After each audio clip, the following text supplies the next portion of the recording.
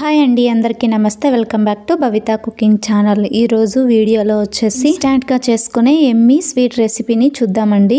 దీనికోసం మనము బయట నుండి ఏమీ కొనక్కర్లేదండి. ఇంట్లో ఉండే గోధుమ పిండితోనే చేసేసుకోవచ్చు. ఎవరైనా సరే చాలా ఈజీగా తయారు చేసుకోవచ్చండి. అన్నీ ఇంట్లో ఉండే వాటితోనే ఎవరన్నా ఇంటికి గెస్ట్ వచ్చినప్పుడు మనము వెంటనే చేసేసుకోవచ్చు.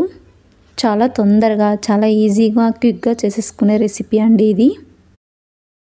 మరి ఇప్పుడు ఈ ఎమ్మీ స్వీట్ రెసిపీని చూద్దామండి. ముందుగా స్టవ్ మీద ఒక బాండీని పెట్టుకొని అందులోకి 1 కప్పు గోధుమ పిండిని వేసుకోండి. స్టవ్ని లో ఫ్లేమ్లో ఉంచి గోధుమ పిండిలో ఉండే పచ్చివాసన పోయేంత వరకు ఇలా ఫ్రై చేసుకోండి. 2 నిమిషాల పాటు గోధుమ పిండిని ఫ్రై చేసుకున్న తర్వాత 1/2 కప్పు దాకా నెయ్యిని వేసుకోండి. ఇప్పుడు బాగా మిక్స్ చేసుకోండి. మీరు నెయ్యి ప్లేస్లో ఆయిల్నైనా వాడచ్చండి. కాకపోతే ఆయిల్ అనేది ఎలాంటి ఫ్లేవర్ లేకోకుండా చూసుకోండి. అంటే వేరుశనగ నూనెని వాడకండి. వేరుశనగ నూనెని వాడితే అదే స్మెల్ అనేది వస్తుంది స్వీట్ అనేది. మీరు సన్ఫ్లవర్ ఆయిల్ని కానీ రైస్ ఫ్లవర్ ఆయిల్ని కానీ వాడండి. గోధుమ పిండి నెయ్యి మొత్తం బాగా కలిసేంత వరకు ఇలా కలుపుతూ ఫ్రై చేసుకోండి. ఈ ప్రాసెస్ మొత్తము స్టవ్ని లో ఫ్లేమ్లో ఉంచి చేసుకోవాలండి. ఇలా లో ఫ్లేమ్లో వేయించుకోవడం వల్ల పిండి అనేది పచ్చివాసన మొత్తం పోయి బాగా స్మెల్ అనేది వస్తుందండి. స్టవ్ని మీడియం ఫ్లేమ్లో కానీ హై ఫ్లేమ్లో కానీ ఉంచుకుంటే పిండి మొత్తం మాడి వాసన వస్తుందండి. అందుకే స్టవ్ని లో ఫ్లేమ్లో ఉంచి ప్రాసెస్ మొత్తం చేసుకోవాలి. గోధుమ పిండిని కంటిన్యూస్గా ఇలా కలుపుతూనే ఉండాలండి.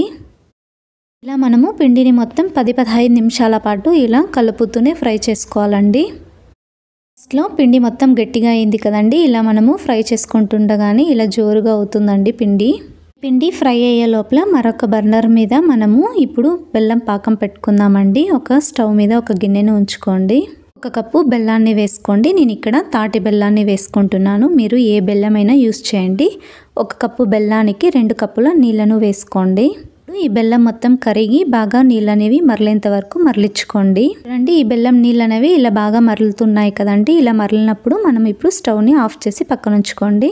15 నిమిషాల పాటు ఫ్రై చేసుకున్న తర్వాత పిండి మొత్తం ఇలా గుల్లగుల్లగా అలాగే రవ్వగా కూడా తయారవుతుందండి. వచ్చిన తర్వాత ఇప్పుడు దీంట్లోకి మనము ఇందాక చేసి పెట్టుకున్న బెల్లం నీళ్ళను వేసుకోవాలండి. కొద్దిగా వేస్తే ఇలా నురుగుగా వస్తుందండి. ఇలా కొద్దిగా వేసుకొని ఇలా మిక్స్ చేసుకోండి. కొద్దిగా వేసుకొని మరొకసారి మిక్స్ చేసుకోండి.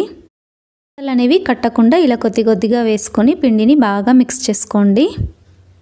బెల్లం నీళ్ళు అనేవి ఒకేసారి పోసుకోకుండా మధ్యలో కొద్దిగా వేసుకొని ఇలా మిక్స్ చేసుకోండి. ఈ ప్రాసెస్ మొత్తము స్టవ్ని లో ఫ్లేమ్లో ఉంచి చేసుకోండి.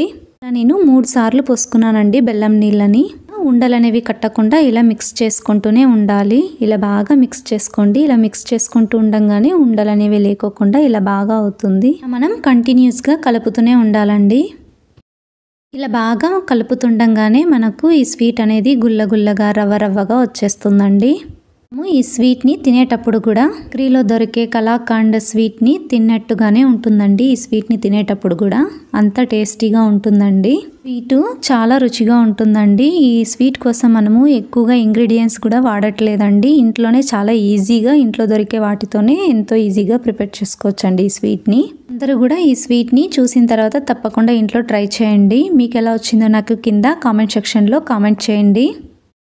5 నిమిషాల పాటు మిక్స్ చేసుకుంటూనే ఉండాలండి. ఇలా 5 నిమిషాల తర్వాత ప్యాన్ నుండి ఇలా సపరేట్ అవుతుంది కదండి. ఇలా అయినప్పుడు మనము స్టవ్ని ఆఫ్ చేసేసుకోవడమేనండి.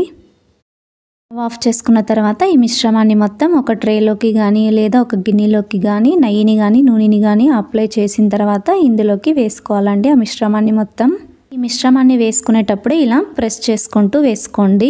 ప్రెస్ చేస్తూ వేసుకోవడం వల్ల ఇందులో ఉండే ఎయిర్ గ్యాప్స్ అనేవి కూడా లేకుండా పోతాయండి. బాగా ప్రెస్ చేసుకోండి. చూడండి, స్వీట్ అనేది ఎంత బాగా రెడీ అయిపోయిందో. ఇలా పీసెస్లా కూడా కట్ చేసుకోవచ్చండి. ఇప్పుడు ఎడ్జెస్ని నైఫ్తో ఇలా లూజ్ చేసేసి ప్లేట్లోకి వేసుకోండి. పైనుండి కొంచెం ట్యాప్ చేసేస్తే లూజ్గా వచ్చేస్తుందండి చాలా ఈజీగా. ఇప్పుడు చిన్న పీసెస్గా కట్ చేసుకోండి. కట్ చేసుకునేటప్పుడు చూసి నిదానంగా కట్ చేసుకోండి. స్వీట్ అనేది చాలా సాఫ్ట్గా ఉంటుంది కదండి. అందుకే తొందరగా విరిగిపోయే ఛాన్స్ ఉంటుంది కాబట్టి స్లోగా కట్ చేసుకోండి. అంతే, ఎంతో రుచికరమైన స్వీట్ రెడీ అండి. ఇంటికి ఎవరైనా గెస్ట్ వచ్చినప్పుడు కానీ లేదా ఎప్పుడైనా మనకు స్వీట్ తినాలనిపించినప్పుడు కానీ ఇంట్లో ఉండే ఇంగ్రీడియంట్స్తోనే చాలా ఈజీగా ప్రిపేర్ చేసుకోవచ్చండి ఈ రెసిపీని. మీకు ఈ రెసిపీ కనుక నచ్చినట్టయితే లైక్ చేయండి. అలాగే మీ ఫ్రెండ్స్కి రిలేటివ్స్కి షేర్ చేయండి. ఇలాంటి మరెన్నో మంచి మంచి రెసిపీస్ కోసం నా ఛానల్ని సబ్స్క్రైబ్ చేసుకోండి. Thank you for watching.